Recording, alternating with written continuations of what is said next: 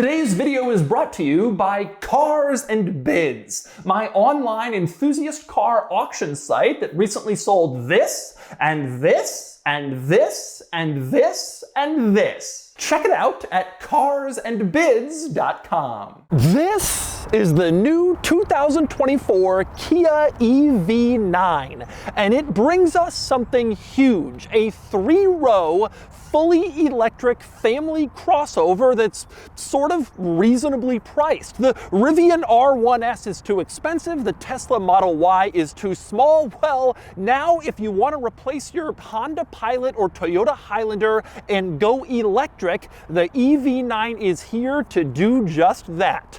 Today, I'm going to review the EV9 and show you all of its quirks and features. All right, I'm going to start the quirks and features of the Kia EV9 with a little explanation of exactly what this is. Like I mentioned, a three-row seat, fully electric family crossover. It's roughly the same size as Kia's Telluride, their gas-powered three-row crossover, and also the Honda Pilot, the Toyota Highlander, all the popular three-row family SUVs. Now, like I mentioned, this is a pretty big deal because no one has gone after this segment of the market with an electric SUV, even though it's really popular among gas-powered SUVs. Yes, you have the Tesla Model X and the Rivian R1S, but they're both big and really expensive. And then there's the Model Y and the Mustang Mach-E, but those are smaller, not three-row. The Model Y has a third row, but it's tiny and uncomfortable. This is the first mainstream three-row, reasonably affordable, fully electric SUV. It's a big deal. Now, dimensions. The EV9 has one big advantage over gas-powered three-row SUVs. This is, like I said, about the same size as Kia Telluride, Toyota Highlander, all of those, but the wheelbase, the distance between the wheels, is 8 inches longer in the EV9. Because it doesn't have an engine, they can move the wheels further forward and backward and create a larger interior, so there's a lot more space inside, which I'll show you in a few minutes. Before I get to that, let's talk pricing. The EV9 starts around $56,000. That's getting into expensive territory, but certainly more affordable than any other three-row electric SUV like the Model X. This version is called the GT line. It's the top spec model, and it has a sticker price of around $75,000, but I expect the majority of EV9s will probably be somewhere in the middle, the mid-$60,000 range. Pretty expensive for a three-row family SUV.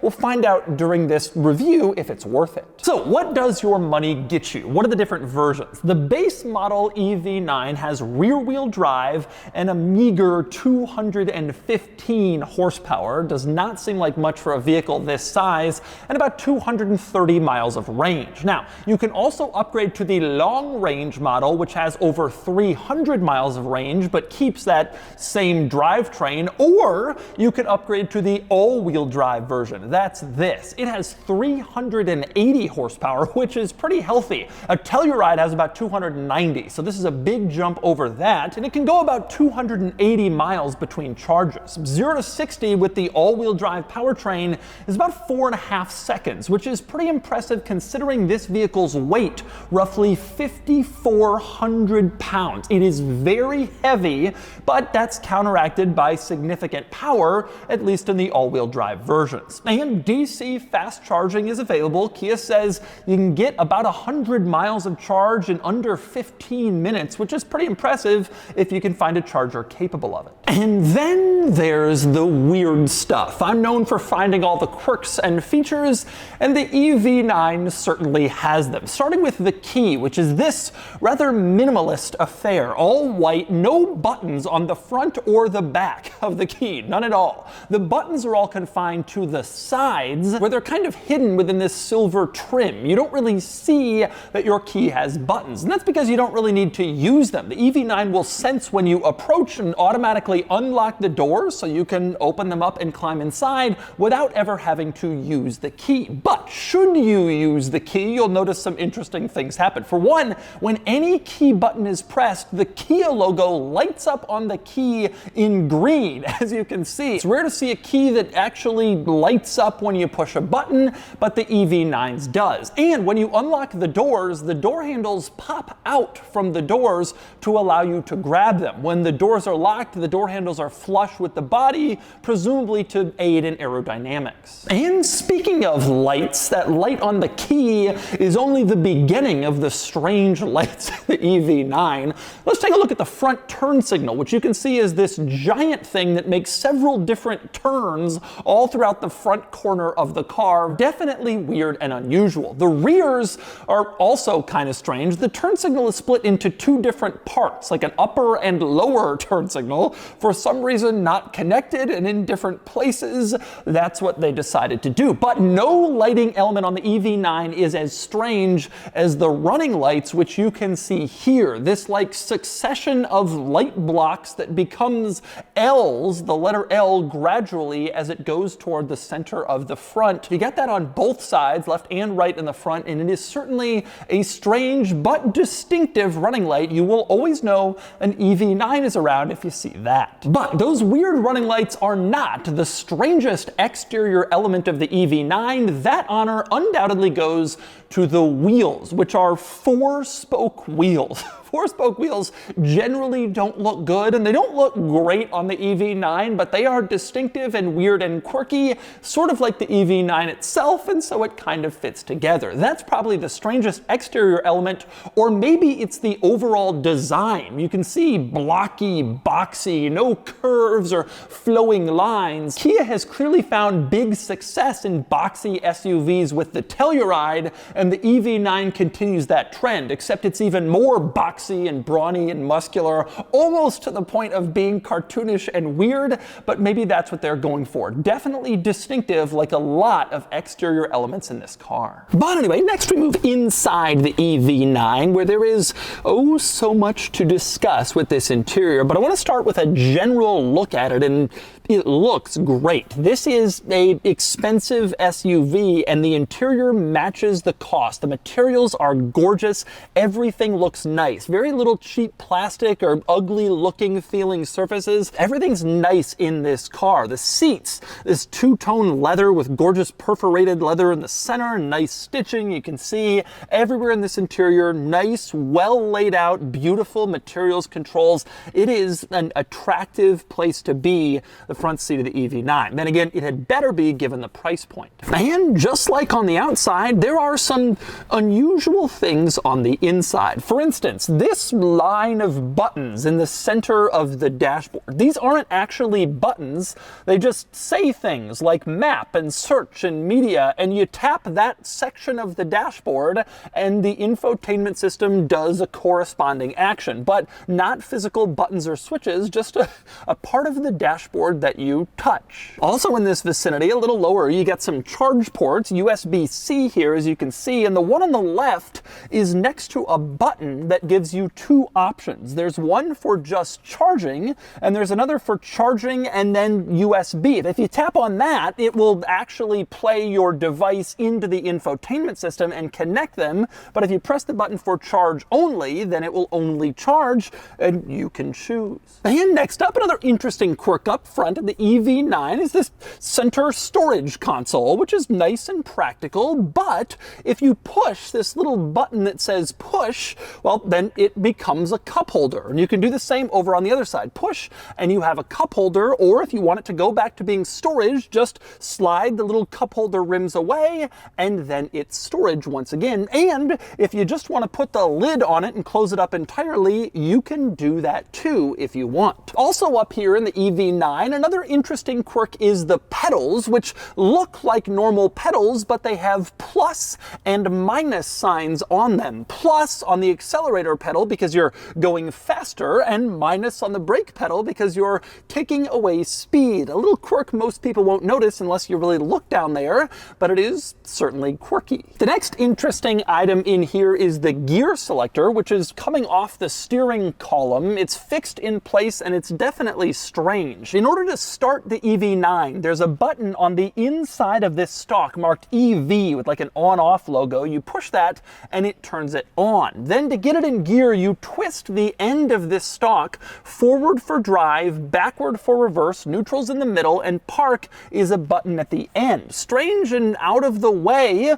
but it's not something you use very often. You certainly get used to it, just a little bit quirky. Also quirky, on the steering wheel you have the Kia logo, which is K backwards N. When you turn on the EV9, that logo actually lights up, which is a kind of a neat trick considering there's an airbag in there. To also get a lighting element is kind of a cool touch. Now, interestingly, also on the steering wheel, you have a button for four-wheel drive lock if you want to lock the drivetrain in four-wheel drive, which nobody who drives a Kia EV9 will ever want to do in any circumstances ever, but the button is there. Now, annoyingly, the steering wheel blocks your view to the climate control screen, which is here. It's mounted between the gauge screen and the infotainment screen and truly completely blocked by the steering wheel. I wish that automakers would put climate controls on the steering wheel instead of a four-wheel drive lock button, because then they're right at your fingertips. But instead, this one's blocked by the wheel itself. Now, thankfully, there are climate controls in the center for your basic stuff, changing the climate mode, the temperature, and the fan speed. But all of your more advanced controls are in this screen that's hard to see for the driver and hard to reach for the passenger. And by the way, for more climate controls, you look on the door panel, and here's where your heated steering wheel, heated seat, cooled seat, and massage seat controls are all located. You can also find some of these controls hidden in the infotainment screen, or if you just want to tap a button, they're right there on the door panel. Nice to see that those remain physical buttons where you don't have to go into the screen. And speaking of the screen, let's talk infotainment in the EV9. I love this infotainment system. It's absolutely fantastic. The home screen is great. You get 3 panels configurable that you can see basically whatever you want. This has been a complaint of mine about Kia and Hyundai models. Their home screens were not really all that good, didn't display much information, so you kind of had to choose a screen you wanted to be up. Well, that's not the case anymore. It's been updated and it's way improved. Other than that, all the other great benefits from Kia infotainment systems: quick to respond, very intuitive, easy to use, easy to figure out. It's really one of the very best infotainment screens, and it has some pretty cool features, like, for example, quiet mode. If you go into that, it turns on only the front speakers and turns off the rear speakers, so your children can fall asleep in the back, but you can still listen to music or take a call up front. You also have a passenger talk feature where you can turn it on and then speak at a normal volume, and your voice will be amplified throughout the car into the speakers in the back. Take a listen. Kenan, if you don't behave yourself in the 3rd row, I'm going to come back there and eat your E39 M5. And there's even a voice memo feature. You're driving around, you get some brilliant idea, hits you in the head, you can record a voice memo, store it in your EV9, and then replay it later so you can recall your brilliant idea. Here's an example. The little Ferrari 599 model on Kenan's desk is an automatic. What a shame. The little Ferrari 599 model on Kenan's desk is an automatic. What a shame. The infotainment system also has this really nice 360-degree camera. You can see here, it shows you exactly what's outside your car, and you can move it around very easily. Just swipe your finger and it goes wherever you want to see. It makes parallel parking easy, which is a big deal because, well, this vehicle is pretty large, but cameras like that make it seem smaller. And speaking of cameras, another great feature in the EV9, in the gauge cluster screen, there is a camera that shows your blind spot when you put on the turn signal. You can see it operating here, shows exactly what's next to you. It works on either side. So you're trying to make a lane change, you're looking over your shoulder. Well, now you have a camera that shows exactly what's there. All cars should have this. Right now it's only on Hyundais and Kias, but it's brilliant. And camera technology continues with the rear view mirror, which is a camera. You can flip this switch and make it a mirror, but if it's a camera, you don't have to look through all the seats behind you, headrests, cargo you might have back there, and that makes life a lot easier, this rear view camera setup, which I really like. But back to that gauge cluster for a second. This works, but it's not really all that great. Frankly, I wish it was more configurable. This continues to be a complaint I have with Kia and Hyundai gauge clusters. You just can't do much with them. There's no full screen map opportunity. You can't pull up your music and your phone in a map like so many other cars. Even though it's a screen, you could do anything in theory. It limits you to some pretty basic functionality, and you can't make as many changes as you'd like. And next up, we move on to the back of the EV9, which is offered in two available configurations. You can get a second row bench seat, and then it seats 7, or you can get second row captain's chairs like this EV9 has, and then it seats 6. 2, 2, 2, front, middle, rear.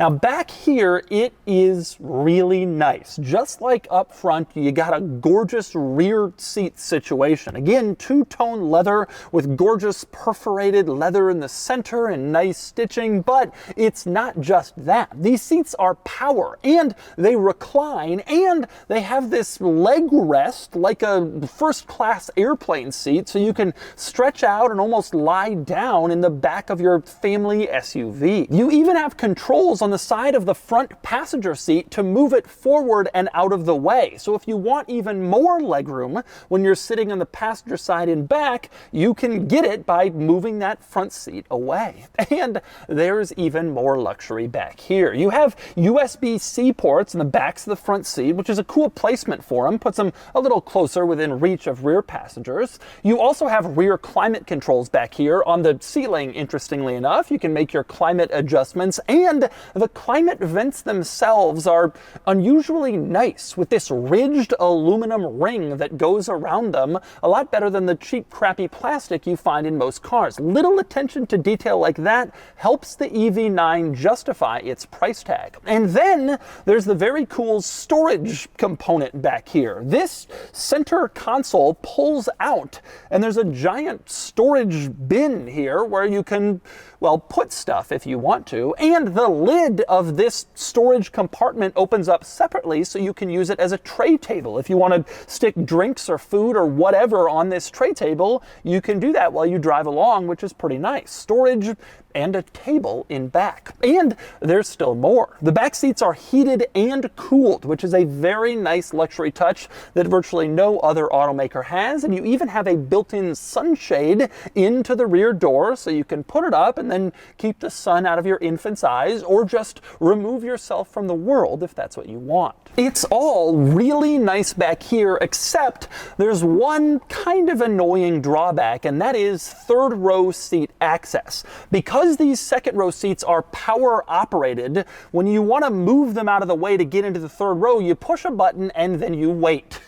And then you wait, and they fold, and they whir, and they move, and you wait, and you keep waiting, and only after a couple of seconds does it actually move forward. In cars with manual second row seats, usually you just push a button, and it all folds up automatically. You climb right into the third row. That's not the case here. I presume there are EV9 models with manually adjusting second row seats. That might be better if you get into the third row frequently. But next up, let's talk about that third row, which, as you can see, is actually surprisingly small. There's not an enormous amount of room back there. In fact, I don't find the third row in the EV9 roomier than the one in the Telluride, but I do think the second row is considerably roomier. And I mentioned earlier the wheelbase is longer in the EV9. I think that space went to the first and second row, where there's a lot more space to sit back, relax, and have your passengers, and the third row just didn't benefit as much. But regardless, a lot of space up here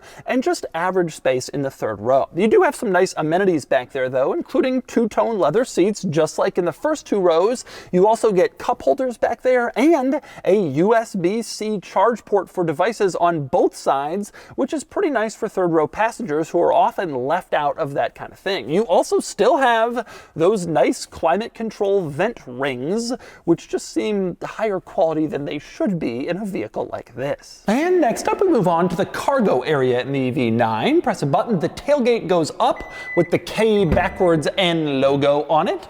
It goes up, gets out of the way, and you can see the cargo area behind the third row, which is actually decent size. It's not huge behind the third row, but you do have some space in here. So if you fill all 3 rows of seats, there's some storage. And if you're looking for more storage, you can lift up the floor and there's a little extra storage underneath. Not as much as some vehicles, which have a huge compartment under here. I presume that's because the EV9 has batteries under this floor, so it doesn't have as much space for extra storage, but you do have some cargo capacity down there. Now, one very interesting thing about the EV9 seat situation is that the third row is not power folding. The second row is all power operated. You press buttons, it whirs. The third row, you don't do that. You just pull this strap and the seat goes down. Same deal on the other side. Pull the strap, push the seat, and it goes down. I actually am starting to prefer manual folding seats. As much as power ones are easy, they take a lot longer, and pulling a strap and pushing is not exactly difficult,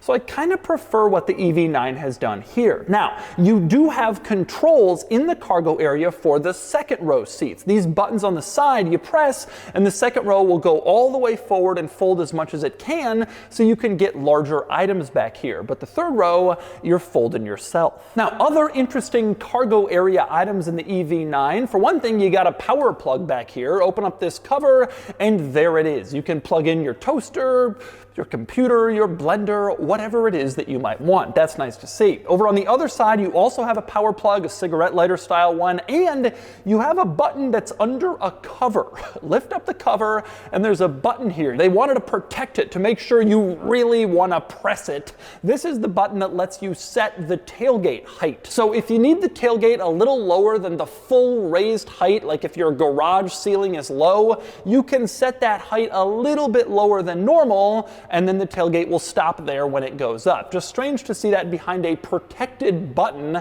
It's a feature most people don't even know about, and they've devoted some real effort to. And since we're talking about storage, let's talk about the front compartment, which is indeed a storage compartment. 2 ways to access this. One, a button to the left of the steering wheel. You can see here, press it twice and it opens up. The other, a button on the key fob. Push and hold it, and then the front compartment opens up. One thing I like about this front storage compartment compared to all the others is that there's no secondary latch in here. Once you've unlatched it, it's open and you can just lift it up, which makes the process of using this compartment a little bit easier than basically every other model. But in here you can see, well, not all that much storage, but there is a little extra storage for smaller items. You want to keep more private, more hidden. You don't want them in the back. You can stick them right here in the front. Interestingly, there's also a button for emergency release. In case you try to kidnap someone and stick them in this trunk,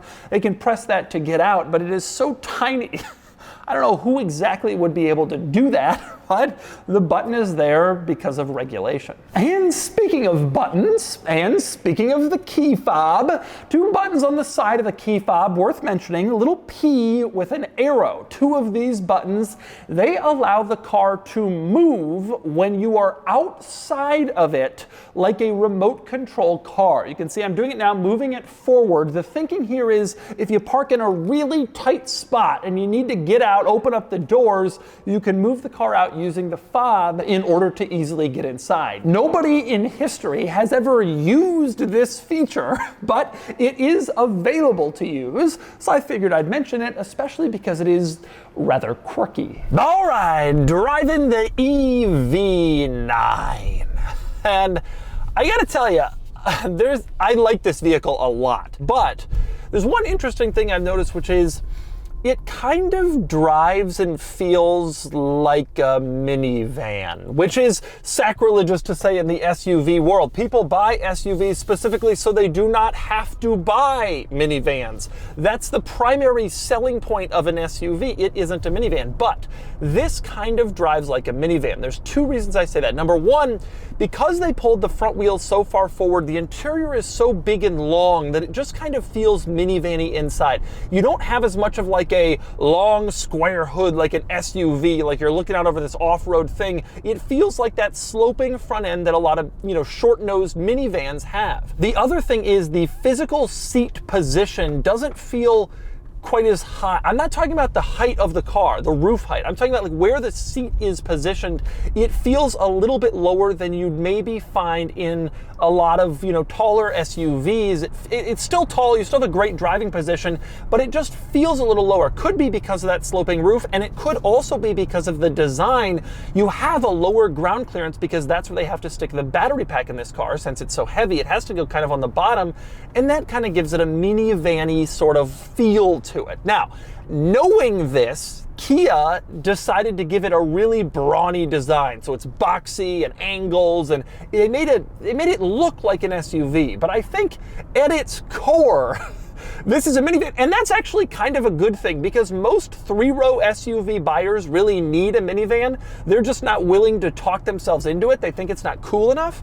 Well, here's a chance to have both. It looks like an SUV, it feels like a minivan, it's perfect. So let's talk about the way that this drives. Very smooth, very nice, very high quality. Now this is the top of the line model, but it's also sort of the sporty model, and so I feel like other versions will also be this comfortable. If anything, this is probably less comfortable, and frankly, it feels great. I mean, you have these fantastic seats. They feel wonderful to sit on. You drown out a ton of the exterior sounds. Kia is not a luxury brand, but this car in the $56,000 to $75,000 price point is getting into luxury car territory, and it feels like it. It feels like they've really punched into that weight class, and this is like almost a luxury SUV, and you also get a larger interior than most rival three-row SUVs. I also like how it looks. I think the looks are going to be controversial. The Telluride was just generally agreed to be beautiful. I think this is maybe going to be a little bit controversial. I should also note that the driver assist tech, so the self-steering, the auto braking and stuff, it's all fantastic. It holds a lane very well. It does a good job keeping distance from the car in front, coming all the way to the stop, restarting again. It's a good driver assist adaptive cruise control system in this car with self-steering, which is also good. I'm gonna give it a little juice here. Woohoo! It certainly doesn't feel, yes. It certainly doesn't feel like a minivan when you're accelerating hard. Obviously, it's a lot faster than that with 375 horsepower, but it's also a very heavy vehicle. And so even though they're saying 0 to 60 in 4.5 seconds, I mean, it's a big thing that gets going. It's fast off the line because all electric vehicles kind of are. The acceleration enjoyment sort of tapers off after that, I would say. After you hit that 60, that original burst of acceleration, it doesn't feel an enormous amount faster above 60 or as it keeps going. But it is a fast vehicle. That certainly shouldn't be taken away from it. It's just that it's a big vehicle, and it's not like it's fun to drive. It's not like you're going to be throwing it around corners. It happens to have a lot of power because all electric vehicles do, and they almost sort of need that to compete. But in terms of like driving pleasure, it's not really there. But overall, I think it's really great. I mean, I'm not looking for driving pleasure from a mid-size three-row family SUV. It's cool that it's fast, so that's just a benefit in my world. I'm not really looking for it to be like fun or amazing or incredibly quick. It's just, but it's good. It's very competent. The fact that it's an electric three-row, I mean, that's not gonna be a novelty in 3 or 4 years. It's gonna be clear that that's where automakers need to go. But right now, this is kind of the only game in town, and it's not gonna be purchased because it's a default choice, like people buy the Volkswagen Atlas. It's going to be purchased because it's actually good. And it is good. And frankly, it's a very impressive vehicle. And so that's the 2024 Kia EV9, the first reasonably priced, fully electric three-row family crossover. If you love your Honda Pilot, your Toyota Highlander, your Ford Explorer, your Kia Telluride, but you want to go electric, this is basically your only reasonable option, at least for now. Thankfully, it's excellent. And now it's time to give the EV9 a DougScore. And the DougScore is here, 54 out of 100, putting the EV9 here against other mid-sized three-row SUVs. Near the very top, beating out even the Kia Telluride and the Hyundai Palisade. Simply put, the EV9 is great, with a roomy interior, muscular styling, nice materials, and impressive modern technology. The only drawbacks are somewhat high pricing and EV range, which is actually good for a vehicle like this, but maybe a bit worrisome for a family three-row SUV, which tend to do more miles than most around-town electric cars. Overall, though, if you can fit the EV9 into your lifestyle, it's a great buy and a very compelling choice over traditional SUVs.